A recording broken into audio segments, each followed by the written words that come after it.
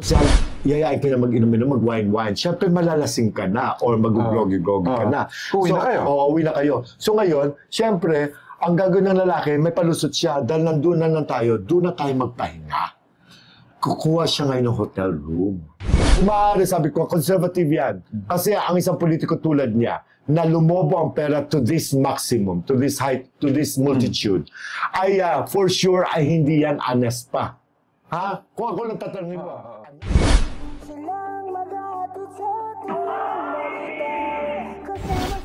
This is it, politics.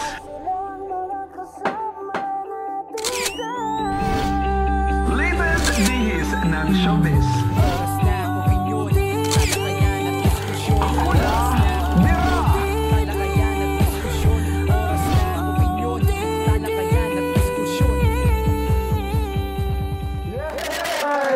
We're back! We're back to back! Ay, nagkakita naman doon. Naku! Yung last episode natin, yung live episode natin, ang dami-dami nanood. At alam ko ngayon, marami pa rin tayo dito sa studio!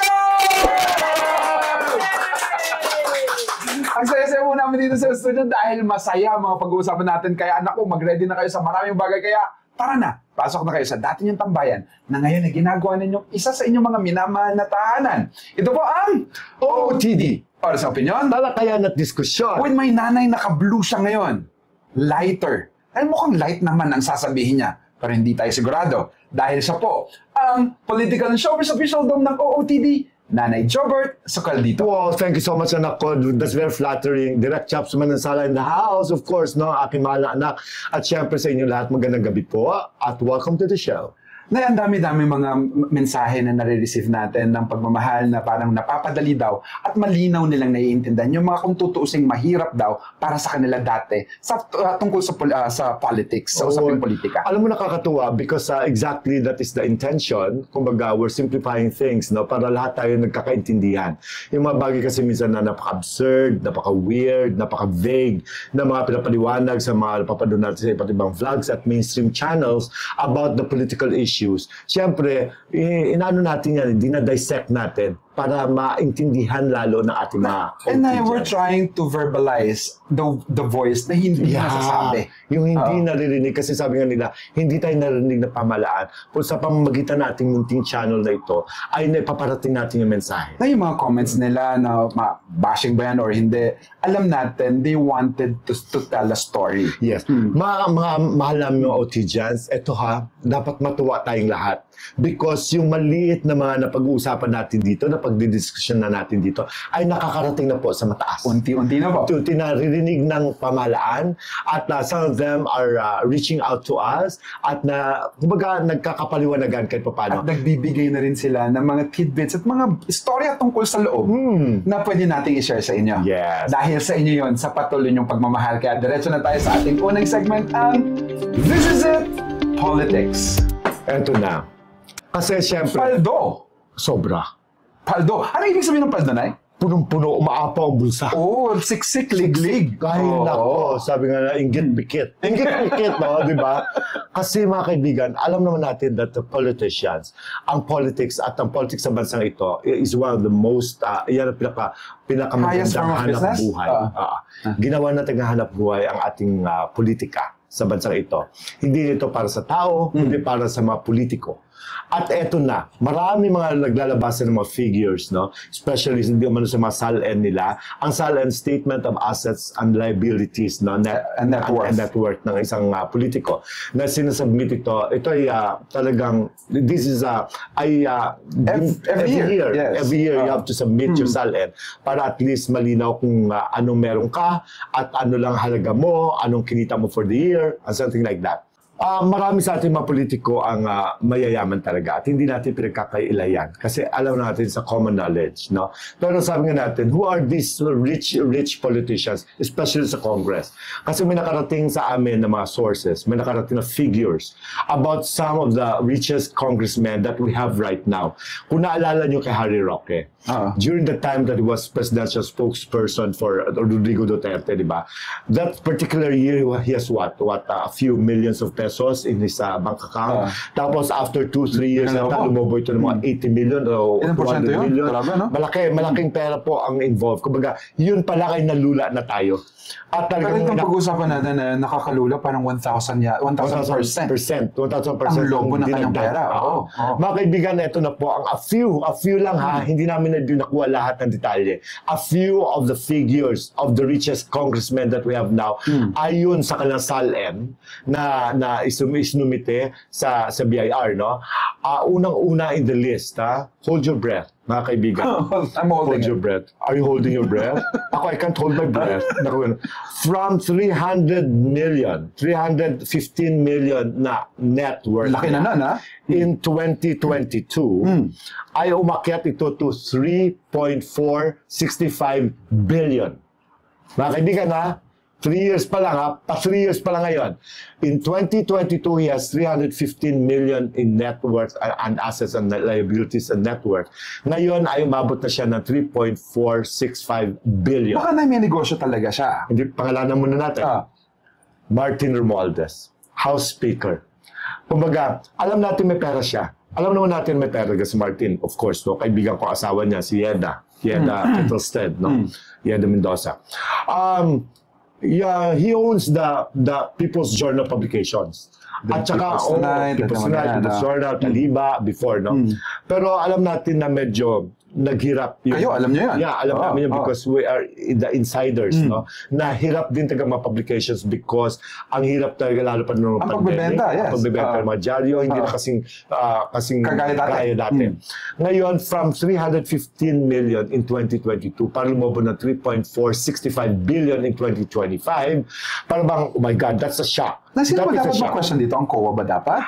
Ang kapwa-senador nila? Hindi. Alam mo, if you were to ask me, honestly, kung totoo man ito na yun talaga ang kanyang isnabmit sa kanyang SALN, kasi masisilip naman yan, public document naman yan, masisilip niyo yan.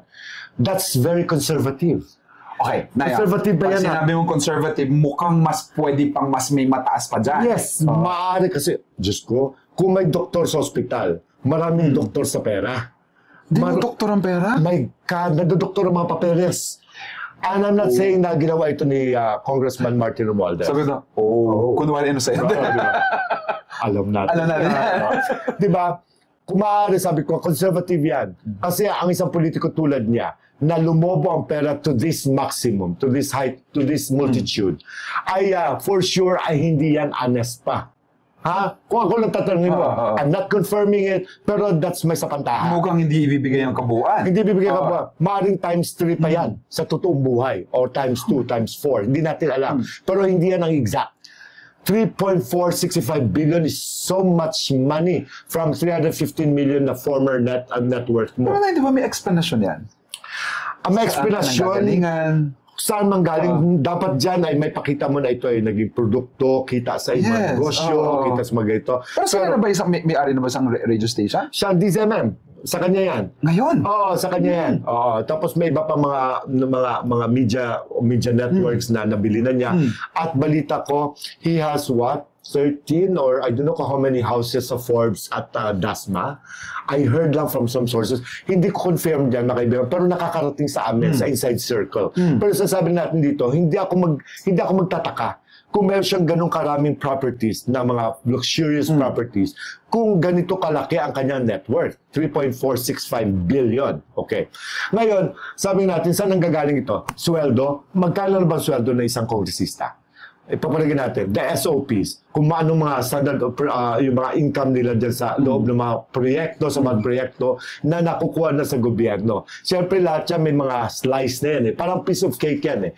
Iba-ibang slice. Na swerte lang ikaw kung makakuha ka ng maliit na slice. Pero kadalasan dyan, 3/4 of the slice mapupunta kung sino proponent, kung sino nagpa-fund, kung sino author, kung sino nagre-release ng pera. At siyempre, when you're a House Speaker, siyempre malakas talaga ang iyong influensya. Di ba? At saka lalo pat kayo pa may power of the purse kasi kayo nagbabudget. So meaning na kapag halimbawa ganyan, meron na siyang sariling budget, magbibigay siya ng ibang budget sa mga congressman. Mukhang meron na rin siya doon. No, natural. Oh my God, hindi, mapang 1 plus 1 lang tayo, Diyos ko, my gosh, may isa pang balita eh. Kumbaga, there is this, how much? Parang, I don't know kung 1 point something billion na sa flood control, isa sa mga flood control projects, na balita ko kaibigang Martin, pwede mong ito sinungalingan ito. Totoo ba na nag-insert ka ng 22 billion o 21 something billion outside of that 1 point something billion na project supposedly for flood control? Kasi tapos yung 22 billion, 21 billion na ito ay hindi ko alam kung saan napunta yung perang yan. Kung ito napunta talaga sa mga projects, thank you. Kung ito ay paano na paghati-hatian, hindi ko rin alam. I hope it's not true. Na itong si Zaldico na congressman din, meron din siyang... Yeah. Alam mo sila yan. Number 2 si Zaldico. Actually, number 2 siya. Actually, hindi nga siya dapat number 2 eh. Siya po ang former House Appropriations Committee Chairman. Kasama niya si Martin Romualdez sa mga budgeteering, sa BICAM, ganyan. Ngayon, ang balita ay nakakuha siya ng 1.51 billion at yun nakalagay sa kanyang SALN. Which is, sabi ko nga, conservative pa ito kasi ang balita, he's one of the most, one of the most corrupt. So kung si Martin naka 3.465 billion, I don't think Zaldi just got 1.5 billion. Alam mo, nalulunod ako. Nakakalunod. Di ba? Pero maliit yan sa kanila. Sa katulad ni Zaldico na siya may charge sa appropriations. Kasi siya nagde-decide, sila pumipirma doon sa mga budget hearings na yon. Yung budget hearings na, hindi naman nila pera yun. Hindi nga nila pera to. Diyos ko, at binibigay nila yun para tulungan, para i-improve, at para maging tama ang buhay ng mga taong nasasakupan nila. Supposedly. Yan talagang ideal. Yan talagang kalamanday. Talaga yung perang yun ay ilalaan mo sa mga proyekto para siyempre, para maitulong sa mga babae natin every year. Napapakamot na lang siya si Pangkoy sa naririnig na. Oo, kasi naiingit siya kasi wala siya kahit 1 milyon. Sila, milyon. Milyon. Sorry naman. Oo, baka naman. Anyway, pangatlo sa lista na nakuha ko ay si Senior Deputy Speaker and Quezon City 2nd District Representative David J.J. Suarez. Friend ko to. Friend ko to si J.J. Suarez. Pero alam mo, ang kanyang 813% ang increase niya from 287.6 million na kanyang dating pera in 2022 ay lumobo ng 2.34 billion. Oh my God, you're talking about billions and billions here in people's money. In taxpayers' money to, in span of 2 to 3 years. 2 to 3 years. Yun ang kanilang na-declare na sa kanilang SALN. Mga kaibigan, what I'm saying here is that ito pala ang pera natin. Doon na pupunta. And I hope masilip ito at maimbestigahan. Pero sino mag-imbestiga sa kanila? Sabi ko nga sa'yo, hindi pwede ang Congress nila mag-imbestiga kay Martin Romualdez. Sa kapwa nila congressman. Especially that he got 290 plus votes para maging House Speaker out of the 330 plus congressmen. Siyempre lahat yan hawak niya. Dapat may third body, mga third party na taga nag-imbestiga sa kanila at paluwa sa kanila yung ano ba taga saan ang galing ang mga perang ito na na-accumulate na napunta sa inyong mga bank accounts. Pero kapag ini-interview naman siya, parang clueless siya, parang nagagalit siya sa korupsyon. Lahat naman sila eh. They're good actors. Alam mo, yung nga papakiusap ko sana sa'yo. Bakit hindi mo sila i-audition sa Hiraya Theater Productions? Kasi ang gagaling ng Martin ng mga yan. Diyos ko, alam mo iba dyan, basta first award pala siguro, baka Hall of Fame na kagad. Sa gano'ng kagaling. My God, Oscar winners, talbog dyan. Walang pera sa entablado at teatro. Baka hindi nila gugustuhin. Hindi na lang tayo sa kanila. Charot. Diba? Kaibig Martin, ipaliwanag nyo lang para maunawaan na namin kung saan nanggaling itong mga yaman ninyo. Kung saan nanggaling itong mga pera ninyo. Kung sa sweldo, sa mga kinita nyo sa mga kickbacks ninyo, or ito sa mga negosyo ninyo. Ipakita nyo sa amin, maging transparent tayong lahat. Hindi yung galit-galitan kayo in front of the cameras, pero hindi naman yung ginagawa sa totoong buhay. Pagmamalasakit sana ang hinahanap namin. Hindi malasakit center si Bongo ha. Ang malasakit na tunay na galing sa inyo para talagang tutulong sa mga mahirap na katulad namin. Ito na pagmamahal. Tunay na pagmamahal. Lahat ng mga panggagalingan na tunay na pagmamahal eh. Kapag tunay mong minamahal ang mga tao na sasakupan mo at umaasa sa iyo, madali ang pagtulong dahil nasa kanila, sila ang nasa kapangyarihan. At hindi naman po namin pinagkakait na kumita kayo. Kung yun talaga ang kalakaran. Wala naman po kami magagawa. Pero wag naman sana ninyong gahasain, sabi nga ni Joel Villanueva, di ba? Ang kaban ng bayan, ang bansang ito. Kumbaga, ibigay nyo naman na nararapat. kung okay lang kumita kayo, hindi na namin kukwestiyonin kung gusto ninyo. Basta bigyan nyo lang kami ng magandang buhay at yung patas lang na pagtrato. Huwag lang ginagawa nyo kami mga tanga, mga engot. Meron pa tayo ipopost ng mga pangalan na basis sa para eto lang naman ang sumatotal ng ating diskusyon na marami sa mga kongresista natin. It may not be all 9, no? Yes. Na biglang lobo ng pera na kung tutuusin, hindi naman sila negosyante. Hindi nila pera ito. Hindi nila pera yan. O maaaring negosyante sila, pero hindi ka maniniwalang ganoon kalaki ang pwedeng kitain ng negosyong meron sila. At ano pa parang kahinatnan natin in the next years kung ganito ang kanila. Wow! Yes! Ako, diretso na tayo sa ating susunod na segment ang latest biz ng showbiz. Ako, iba-ibang topics to. Nakakaiba. Hindi to tulad ng mga usual natin yan pa mga artista pala, no? Pero may topic tayo dito, syempre, isang celebrity. Celebrity, isang LGBTQ Q+ na celebrity na kilala-kilala sa beauty pageant, sa pageant. Si Lars Pacheco. Yeah. Parang it's all over the news na nag-break at sila ng 7 years niyang relasyon na si Clyde Vivas. Clyde Vivas. Oh, gwapo. Nakita ko yung picture na together. At yung pagmamahal. Is he gay? I don't know na. Pero yung pagmamahal niya kay Lars ay talagang hindi mo naman rin matatawaran. He was so vocal, no? He was so vocal na siyang nagsalta. Finally, he spoke. He broke his silence about his separation with Lars Pacheco. Yung 7 years doon niya minahal, binago ni Lars Pacheco ang kanyang pagkatao, yung everything about him, kay mahal na mahal si Lars Pacheco. Oh my God! Diyos ko, bibihira ako nakakatunghay ng lalaki who spoke highly of their love affairs with gays. Yung mga love nilang gays. At ito, kakaiba. Ang ganda ng love story nila. It's a love sincere love that you can say. Pero sabi nga, parang... On the part of the guy especially. Maaari din si Lars ay itong taon na hindi mo rin masisisi. Pero sa dami ng mga komento at mga bashing na mga nakukuha ngayon ni Lars, or yung mga komento na kukuha sa social media na itong pag-cheat na pag-amin ng cheating ni Lars Pacheco ang na-highlight. Kasi yung ang kinocomplain ng kanyang boyfriend na iniwanan siya, ipinagpalit siya sa isang kung kanino man. So na-highlight ito. Hindi man ang pangalanan kung sino yung bagong love ni Lars. May nagkwento kasi si Lars na umamin siya that I cheated. Sabi niya, not only once. Parang 3 beses. Ooh. At sa 3 beses na yon, parang patuloy pa rin siyang niyayakap at pinapatawad nitong kanyang boyfriend. No? Na ang dami mga celebrities din na isa sa mga ito, si Francine Garcia. Na parang sinabi isang napakagandang LGBTQA girl din, ha? Tsaka pageant winner din yan. Na parang naisabi niya, hindi na dapat ina-highlight or pinagyayabang na nag-cheat ka. Pwedeng magmahal ka, pero huwag mo ipagyabang or huwag nating yayakapin ng cheating. Baka pala ko naman on the other end, no? I'm not defending Lars, no? Baka he was just asked, no? Baka part of that discussion, part of that encounter nila ng kanyang boyfriend, ay na-mention niya na yes, he admitted that he has cheated once, twice, thrice. Kumbaga, without intention of pagyayabang. Nag-live kasi itong si Lars na parang 7 million, more than 7 million ang views. Nung inamin niya kung bakit sila naghiwalay. Dahil nga sabi niya, finally, I will tell you what's the real reason ng aming paghiwalay. And umani ng ilang million na views. At inamin niya na ilang beses nga siyang nag-cheat. So hindi naman pagyayabang siguro yun? He was just honest? Yeah, pero... O sa tono? Hindi kasi to its own Depende sa taong makakarinig at makakanood at mag-interpret nun.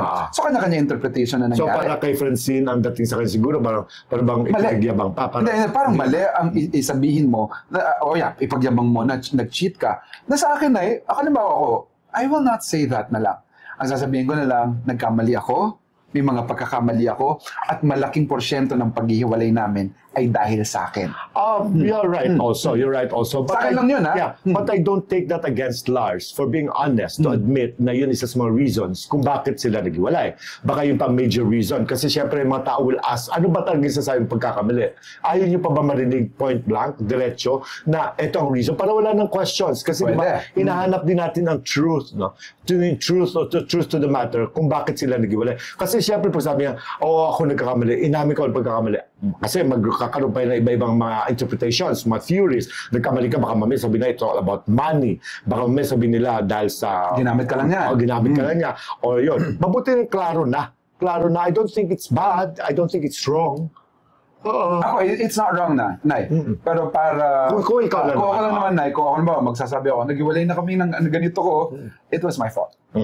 At aaminin ko, minahal ko siya, pero nagkamali ako. At alam kong hindi na pwede at hindi na nararapat. Pero nabasa ko yung yung statement ng lalaki. Alam mo, sabi ko, alam mo, nakaka-proud. Alam mo, swerte ni Lars, no? Na may isang lalaki na honest para aminin ang relasyon niya with a gay, which is, alam mo na sa atin dito, ay hindi pa ganun ka-totally accepted ka, di ba? In gay relationships, no? It's just being tolerated. Pero, di ba, nakaka-proud. But of course, no?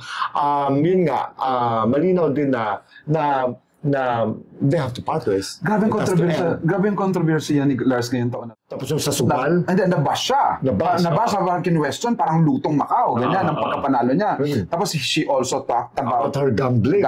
Yung gambling nga, ilang milyon na naubos niya because of yung sa online gaming at kung ano-ano. Di ba isa yun sa mga major na alam ko turnabout sa buhay niya? Na ito ang takeaway ko sa story ni Lars na to, Nay.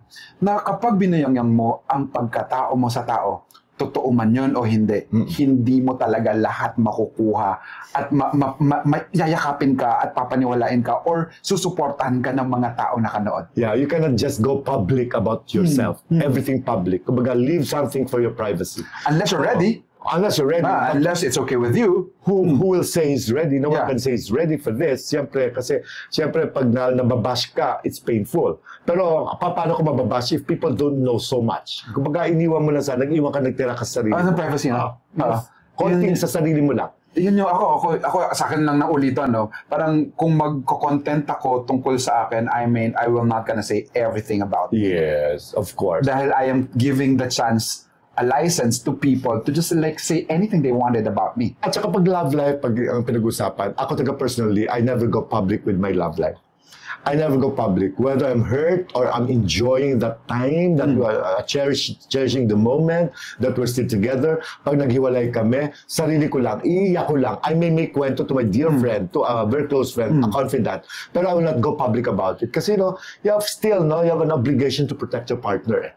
Kumbaga, maliban sa sarili mo, yung pride mo, syempre, what you go through, it should be yours. It should be very private. Isa pang takeaway ko, Nay. Tunay nga, na sa buhay natin ito, may isa o dalawang tao, o isa na lang, na taong dadaan sa buhay natin na tunay na magmamahal sa atin. Sana dumating sa akin, ha? Ano man ang iyong kasarian. Sana dumating sa akin. Dumating na siya, Nay. Umaasa. Hindi pa ako sure. Hindi pa ako sure. Dumating na siya. Hopefully. Yung susunod na pag-uusapan, Nay, dumating na naman ang pagkakataon darating na magkakataon ng kanyang mga fanses. Na mapapanood siya uli sa teleserye. Yes, the big break is about to come. The Age of Superstar. Yes, si Catherine Bernardo, mga kaibigan, ay may binubuo at nilulutong malaking proyekto ang Dreamscape para sa kanyang pagbabalik. This is the biggest comeback so far sa kanya sa television. Nakaka-excite. Sa dami ng mga pinag-usapan na may boyfriend niya raw, di umano yung si Mark Alcala, yung mayor ng Lucena City, yung paghihiwalay nilang dalawa ni DJ, yung maaaring pagbabalikan nilang dalawa, DJ, mga ganyan. No? Ngayon, finally, we are not just, we can just like tell you everything, the details, but soon we will talk about that. But I know, yung mga Catherine fans, ay ako excited na makita uli ang kanilang Nakaka-excite. Nakaka-excite, especially when you're fan. Ako, I'm not really a fan of Catherine, but I like her. Kumbaga, masaya ako para sa mga fans si Catherine kasi magbubunyi na naman sila pag halimbawa na simula na ipalabas ko ano man itong proyektong iniluluto ng Dreamscape. Malaki daw to sobra. Pero sabi ko, paano mo? May love team ba dito? Sino bang kanyang leading man? Ang dami mga ganyan mga spec. Ang dami mga gusto nila. Ikaw, Otizan. Sino gusto mo? Otizan. Ako. Sino gusto mo leading man ni Catherine? Na parang meron nga pinag-uusapin na sinasabi na, parang hindi tayo sigurado. Parang gusto nilang, hindi leading man eh. Parang sinasabi na makakasama niya Si Nadine Lustre. Oh, alam niyo ba na si Nadine at si Catherine dati ang pinagsasabong when they were just new, na sila talaga magkakompetensya, para bang ano yan para bang Julian at saka Claudine that time, di Gladys kung tabigan niyo yun. Si Julian at saka si Claudine, parang Catherine, Nadine, kasi that time talaga when silang dalawa ang pinagsasabong that time. Alam mo kanina ako boto, I was for Nadine. Oh. Gusto ko si Nadine. Magaling umarte kasi nakita ko siya ng kanyang humility that time. Tapos hanggang sa siyempre na iba na pag... Bakit na iba na? Bakit na iba? Nasyonggal ako sa alam mo na, mga fans niya, inaway-away ako. Pero alam mo, silang dalawa talaga. Ang gusto ko dyan taga before sa kanila, si Nadine. But si Catherine naman is so nice. Pero ngayon, di ba, sa dami naman dumaan sa buhay ni Catherine, ngayon lalabas na siya sa bagong teleserye. At pag natuloy sila ni Nadine, maganda ito. Maganda ito, malaki ito. Catherine, developed beautifully. Sa lahat ng mga pinagdaanan niya, lumaki siya, at ngayon ay pinapakita niyang artista siya. Yes. She's an artist. At kay Nadine naman, she has grown to become a very, very good actress. Award-winning at that, ha? Magaling umarte. Kaya kung silang dalawa na at walang love team, mukhang maganda to. Yes, but popularity-wise, syempre, who gets the top billing? Of course, Catherine. Of course. Pero si Nadine is a very, very good support. Maganda to. Yan ang gusto ko sa'yo na no? Kahit may pinagdaanan ka sa kanya. Ay, oo naman. Hindi ko pwede i-deny na Nadine Iba is a good talaga actress. Jobert sa Caldito. Ay, nako, iba to. Pero itong susunod na pag-uusapan natin, kakaiba. Ay, iba lalo. Grabe na we can say, actually, na siya ay isa sa mga bagong muka na McDonald's, baka naman. Big Mac naman dyan. Big Mac naman dyan. Di ba Jolly Sunday? Jolly Sunday! Ay, nako. Kasi si Heart Evangelista nga, di ba napag-usapan natin na a few episodes ago, na siya di umano, ayon sa ating mga sources, ay pinalit kay Vice Ganda as new endorser, bagong mukha ng McDonald's. Na hindi. Sabi ko na Itbulaga, ng McDonald's. Mga kaibigan, hindi naman pala, si Vice ay retained as endorser. Yun ang pagkakalam namin. At si Heart Evangelista is an additional endorser para sa kanyang reward system. Kung ba meron silang ganon. Nag-post na si Heart na parang isang mamahaling damit na parang tatake parang pang McDonald's. Tapos isang yung bote na parang ang dami mga Swarovski crystals na parang may McDonald's. Tapos yung bag na parang kulay red na parang... Pang high-end, no? High-end talaga ang dating nito. Parang... Di ba ang McDonald's pangmasa siya? Pangmasa. Parang, I don't know, no? At ang yaman talaga, no? Wala. Ganun talaga. It's a lifestyle. It's a lifestyle. Na kahit sa endorsements niya, hindi pwede mawala ang touch of yung texture ng kanyang personality. Parang talagang consistent siya, no? Pero sabi nga natin, baka ito ay kinikater talaga sa mga high-end na clientele. Para pambalanse. Kasi meron na silang Vice Ganda for the total package ng pamasa. Tapos ito si Heart Evangelista para yung iba kasi, di ba, may mga high-end kasi ng mga chain of restaurants, na mga burger stores na ganito, na kailangan talaga na ma-capture nila yon ng McDonald's, kaya they got a good strategy. Maganda rin yun. Kuha nila ang lahat. May pangmahirap, may pangmayaman. Alam mo yun, kuha nila buong market. Ikaw, Utisan, ano masasabi mo? Gusto mo ba? Excited ka rin ba? Na bagong mukha na rin ng McDonald's itong si Heart Evangelista pagkatapos ng lahat ng mga bruhahang pinagdaanan ni Vice Ganda na may iba pa na hindi na raw kakain sa McDonald's, just la. Vivian Velez said, di ba, na hindi siya kain sa McDonald's. Ako naman, may mga pagkain akong gusto sa McDonald's. I like the Big Mac. Hindi pwedeng question yun. Mahal naman ako yung Big Mac. I like the French fries. No? Sa Jollibee naman, I like the Jolly Chicken. Jolly Chicken. Yung simpleng burger lang nila, yung burger nila, I love it. Yung sa chicken, yung burger, tapos spaghetti, I like it. Kung ba sa meron akong Big Mac, kaya pwede ako sa both. Yung mga netizen na nagko-comment sila parang, ito ba? Parang dahil kay Vice Ganda, kaya kumakain ka sa McDonald's. Ako hindi ko nga alam talaga na yung endorser siya eh. But I will buy. Hindi kakain na lang ako taga sa Jollibee kasi paborito ko sa Ann Curtis. Yung mga ganun. Pero hindi kami kumakain ng dalan dyan. Pero para sa iba kasi malaking bagay, exposures kasi, yung endorsement kasi malawak ang reach. Yung reach kasi ng Vice Ganda kasi. Kaya kinuha kasi marami siyang may influence sa mga tao. Para malaman na may ni-endorse na si Vice about McDonald's. Kumbaga, instrumental na naman sila. It's not because kakain ako dahil kay Vice. Diyos ko, hindi naman sa Vice magbabayad ng Big Mac ko, no? Diba? Ganun lang yun. Again, Ms. Heart Evangelista, kung whatever that is, you're just so excited to see more review yung mga kasosyalan mo when it comes to pangmasang produkto. Pero ang kakainin namin doon, yung burgers, hindi yung Swarovski. Oo, ganun lang yun. Basta, just continue to be yourself. Yan. Oo, maganda yan. Naku, ang light lang naman pinag-usapan natin, no? Sa lahat ng mga nanonood pa lang at nag-enjoy sa atin, naku, bago ang ating hulabira, i-share nyo na po ito at the same time, kung nag-enjoy po kayo at hindi pa po kayo subscriber, pindutin nyo na po ang subscribe button. Ay, naku, napakadala po. Pindutin nyo lang sa subscribe button. Libre lang. Yung notification bell para ma-update kayo sa mga bagong videos natin. Marami na po tayo at ang dami-dami na nagmamahal ng mga OOTZads. At dahil sa pagmamahal nyo, naku, endorsement pa pinag-usapan natin. Diretso tayo, siyempre, kapag pagod tayo, sa Deluxe Spa. Ay, naku. Nagpaano ko, Solventosa last time. Yes. My God, it's so nice. Ang sarap ng feeling. Na-relax ka talaga. Yes, ang mga nerves ko, gumalaw na. 350 lang ang Solventosa Kaya nila, ba, di ba? With massage. How often should I do that? Like, I do it a week once a week. Okay, dapat weekly. So next week ulit. People like us who gets a lot of stresses and all. And a week din ng massage. Kaya sa Deluxe Spa, located sa Scott Fernandez Corners ko, Tomas Morato. Malapit sa Chili's yan. Hanapin na si Vince Miraflores, dating Bataluman, Philippines.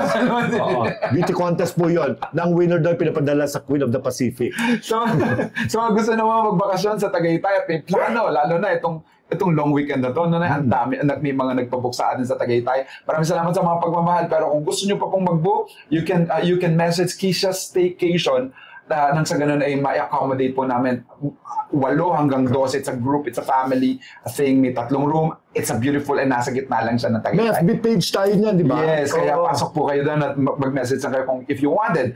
At diretso na tayo sa inyong inaabangan na segment ang Hula Bira! Birahin na yan! Hulaan lang. Bibirahin nga niya eh. Cheryl Tay, hulaan nyo to kung sino siya, ha? Sige, ano yung kwento na eh? Itong gwapong aktor. Oo, lalaki. Lalaki. Okay. Tunay na lalaki to, ha? Tunay. Okay. Wala tong kabaklaan. no? Talagang tunay ito. Just Tinitignan mo si Panggoy na pitpitin mo to. I-cremate mo to. Ang kanyang mga abo. Lalaki talaga. Hanggang sa cremation na.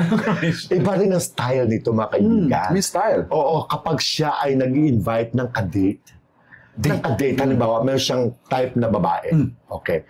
Kukontakin niya. Halimbawa, para sa Metro Manila, kukontakin niya, let's go out for dinner. And let's have some wine. Di ba? Wow. Sweet, di ba?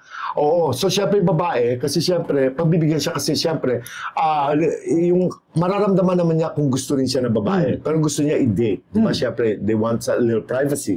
Normally tayo, di ba, pag makapag-date, mag-dinner tayo sa Boros. Oh, normal lang yan. Inom tayo dyan sa may Clowns, ba? Or punta tayo sa Morto, hanap tayo yung wine and dine, wine your night away. Siya hindi. Oh, may ibang ano? Let's have dinner in Tagaytay. Yung, alam mo yon, may lugar, malayo sa metropolis. Let's go to Tagaytay. Let's go to Siargao. Yung, alam mo yun, alam ba, gusto niya i-date. Yes. Para alam mo yun, para making this girl special. So yung girl naman, syempre dahil medyo crush din naman si guy, pero syempre medyo careful din siya kasi alam niya medyo babaero doon. So ang gagawin niya, papayag siya, halimbawa, let's have dinner in Tagaytay. So syempre sasama siya doon. So ngayon dadali siya doon ng lalaki. Example lang, Tagaytay lang. Huwag na tayo masyadong lumayo, Tagaytay. But still, it's what? 2 hours away from Manila. Di ba kahit sabi mo ng mga skyway pa yan, it still takes time. Far. Di ba? Medyo far pa Like rin 2 yan. hours. Yeah, at saka susunduin ka. Susunduin ka, syempre, you're riding in your man's car, in this man's car. So pagdating doon, dinner, syempre, ipapamper ka ni God. Wow, special. Special. He'll make you feel like you're a queen. Diba? Ngayon, pagkatapos yan, yayain ka na mag-inom-inom, mag-wine-wine. Syempre, malalasing ka na or mag-groggy-groggy ka na. Uwi na kayo. Oo, uwi na kayo. So ngayon, syempre, ang gagawin ng lalaki, may palusot siya, dahil nandun na lang tayo, doon na tayo magpahinga. Kukuha siya ngayon ng hotel room sa Tagaytay. So kung saan? Kung saan sila. Pero dinner lang ang invitation. Dinner lang invitation, ha? Oo. Coming from Quezon City pa yung babae. Wala choice. Wala siyang choice. Alam mo, bumiyahe siya pabalik na Manila. Diba? Yun ang style ni lalaki. So, ang mangyayari? They will share one bed. At everything follows. Mangyayari na talaga sa kanila. Ano yun? Mag-show. So, SEX, alam mo na. Oh, gusto rin ganun. naman ni girl. Kahit gusto man o hindi ng girl, wala siyang choice. So, lalo na ba, Siargao nga naman yan, o kung saan man malapit. Lalo pat nakainom na siya. Oo. Bakit hindi rumenta ng mga kwarto? Oo. Nagtitipid. Pakialam mo. Saan nagtitipid? Bakit doon, sabi ni Pacboy, bakit daw hindi mag-renta ng kwarto? Siyempre, kailangan dito intimate. Oo. Diyos ko, kung mag-renta pa ako ng kwarto, ihatid ko na siya sa Manila kung wala nang mangyayari, no? O, Ay, baka pakunan rin- ko siya ng Grab. Ito sa pagiging babaero niya, kaya siguro naghiwalay sila ng kanyang long time asawa. Isang na. beauty queen. Ay, beauty ko yung asawa niya? Oh my God. Totoo ba? Oo, international. Oh my Ay, international? God.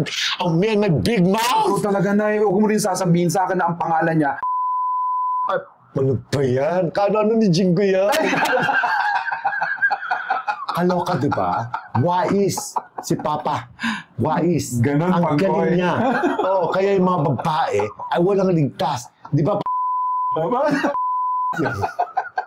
Raymar, hablip mo yun. Di ba? Believe ako, that's his modus operandi.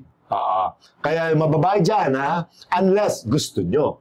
Kumbaga, kung ayaw nyo na may mangyari at saka yung hindi pa kayo ready, huwag kayong sumama out of town. So, okay, mag-clue tayo na kasi ibilip tayo, no?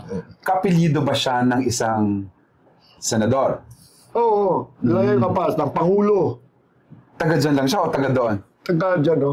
Ah, dyan lang, okay. Dyan sa may subdivision. So, Sa may malapit sa Viramon. Oo, Viramon, no? baka wala magiging rover ngayon. Kaya naku, kung sino man nahuhulaan nyo, feeling ko naman na, that's him. Yeah. It makes him happy. Wala naman siyang pinipilit. Tsaka mabait naman siya. Tsaka binibigay lang niya yung alam mo, nagtitreat ka. Oo, and Nagpapasakalo. you're Siguro making naman, that girl a queen? yeah. Sige. Kung halimbawa, umayaw man ng babae, sa halimbawa, nandun na sila Oh. sa gusto niyang gawin. It's a call. Kung It's a umayaw ang call, babae, yeah. I'm sure hindi naman niya pipilitin. Of course, of Diyos ko, ako yung babae, Diyos ko, papilit pa ba ako, yung gwapo-gwapo nito. Totoo, Tsaka, ha? super ducks. Naku! Oh my gosh. Nakita mo? Alam ng bayan. Yan na mga kutisan, sana nag-enjoy na naman kayo sa ilang minutong ahuntaan na talakayan at diskusyonan at na may halong opinyon. Maraming pong salamat sa kanang-ay-ganaganang kapampangan na patuloy at lulugod. Patuloy kong paibig kaya kayong kapasalamatan uling pauliyo anyang may kumpisa kami. Kaya kayo kinaw ang lakas at marakala salamat. Ayan, maraming salamat. Mahal namin kayo. Oras na opinyon? Talakayan at Well, diskusyon. may nanay na napakaliit lang naman ng BI mo na eh. Pero you know, it happens. Yes. Lalaki siya, brusko siya, guwapo siya, whatever that is, maimportante ikaw ay may gwapong jowa. Ang ating nanay, Jobert sa dito. Ano ba yan? Nakasali ako. Yung blind item namin, kailan mo ko yayain? Out of town. Meron kami doon Kisha Staycation. O, ako na bahala. Ako bayad doon. Charot. Maraming salamat. Siyempre, ako Direct Chops Manisalan. Everybody, thank you for watching. Na ako, as we go, ang takeaway ko ngayon sa pinag-usapan natin ngayon, yung paglobo ng pera ng mga politiko at mga inahalal nating mga kongresista at kung sino man, dahil alam natin marami talagang yumaman dito. Ako, sana lang dumating ang isang araw na magising sila na parang tigil na, tama na, masaya na ako. Minsan lang naman tayo sa mabuhay sa mundong ito na eh. Kung ano ba, ilang bahay mo, di ba? Ilan yung pera mo. Magkano ba ang kailangan mong gastusin sa buong 60 years or 40 years ng iyong pagkakabuhay dito? Kapag na-compute na nila, sana enough na patuloy na silang magbigay ng tulong sa kapwa Pilipina. Yun po, pwede kayo magbigay ng opinion. You can try to do your comment dahil walang maling opinion sa tamang talakayan na may makapusong diskusyon. To God be the glory. Bye-bye! Wow.